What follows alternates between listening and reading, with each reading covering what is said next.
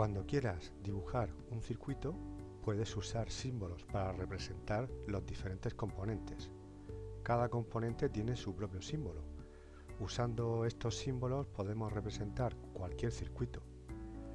A esa representación de un circuito utilizando los símbolos, que es mucho más sencillo, se le llama esquema del circuito. Aquí vemos los símbolos de algunos componentes que debes conocer y usar, como el interruptor, la bombilla, la pila, el zumbador, el motor y la resistencia. Vemos la representación en símbolo y cuál sería el aspecto que tiene en un componente real.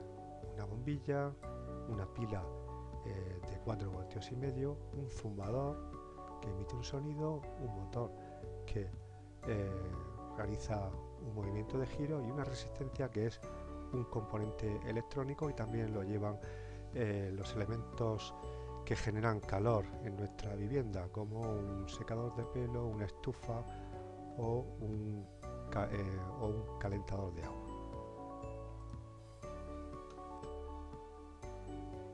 Ahora vamos a estudiar dos de los elementos de control que más utilizamos nosotros en nuestra vida cotidiana, como son un interruptor y un pulsador. Empezamos con el interruptor. En gris tenemos la parte externa, que es de un material plástico, que es la parte que nosotros vemos, y la parte interna, que está representada con esta línea negra, que es la parte metálica por donde va a pasar la corriente eléctrica. En un principio tenemos el interruptor, vemos que está cerrado, por lo tanto podrá pasar la corriente. Si nosotros con el dedo empujamos en la otra parte del interruptor, vemos que ahora el interruptor está abierto y por lo tanto no puede pasar la corriente eléctrica, y la bombilla de nuestra habitación, de nuestra cocina, estaría apagada.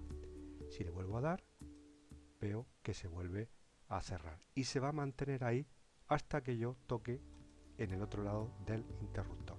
Es decir, tiene dos posiciones estables.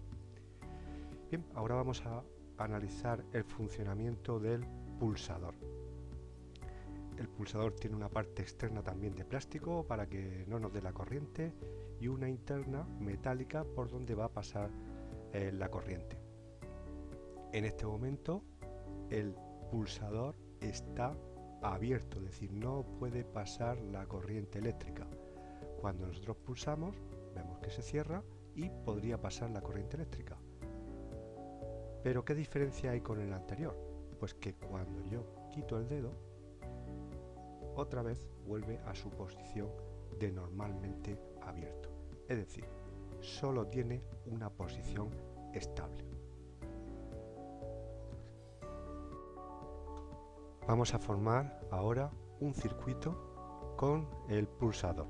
Para eso necesitamos un generador eléctrico, que en este caso va a ser una pila de 9 voltios, el elemento de control que ya tenemos aquí, que va a ser nuestro pulsador, y un zumbador, que es un receptor que cuando le llega la corriente eléctrica va a emitir un zumbido. Lo tenemos en casa, nuestro timbre sería el que hace ding dong, y quien tiene un zumbador pues hace un sonido continuo. ¿Qué más necesitamos? Los cables eléctricos que van a llevar la corriente eléctrica desde el generador hasta el receptor.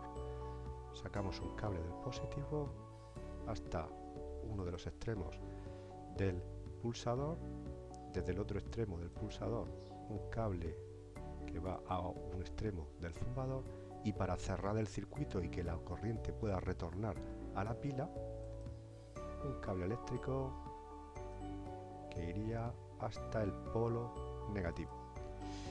Vaya, no está funcionando. ¿Por qué? Porque la corriente eléctrica no puede pasar en estos momentos por el pulsador. ¿Qué vamos a hacer? Pues como cuando llegamos a una casa, pulsamos y se cierra el pulsador y permite el paso de la corriente hacia el zumbador. Vamos a probar otra vez.